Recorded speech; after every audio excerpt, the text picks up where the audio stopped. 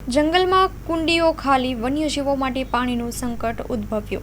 વન્યજીવોને ગરમીની ઋતુમાં સહેલાઈથી પીવાનું પાણી મળી રહે અને પ્રાણીઓને પાણીની શોધમાં અહીં તહીં ભટકવું ન પડે તે માટે લાખો રૂપિયાની ગ્રાન્ટ ફાળવી કરી જંગલ વિસ્તારમાં પાકી કુંડીઓ બનાવેલ છે। ત્યારે બનાસકાંઠા જિલ્લાના દાંતીવાડા રિઝર્વ ફોરેસ્ટ રેન્જમાં આવતા ડેરી વાવધરા વચ્ચે આ પાણીની કુંડીઓ ખાલીખમ અને તેમાં પાણીની જગ્યાએ માટી તેમજ કચરાના ઢગ જોવા મળ્યા।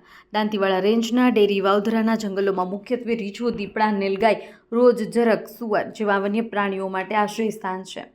આ વિસ્તારમાં નજીકના ઘણી વખત રીંછ માદા પાણીની શોધમાં રાણોલ ગામમાં એક કાઠી વગરના કૂવામાં પોતાના 4 બચ્ચા સાથે પડી હતી, જ્યારે દીપડા તેમજ રીંછો પણ પાણીની શોધમાં જંગલ વિસ્તારની નજીકના ગામોમાં આવી જાય છે। તેવા સમયે આ વિસ્તારના જંગલોમાં પાણીની કુંડીઓ હોવા છતાં વન્ય પ્રાણીઓ માટે પાણી ભરવામાં ન આવતા અધિકારીઓની નિષ્ક્રિયતા સામે આવી છે।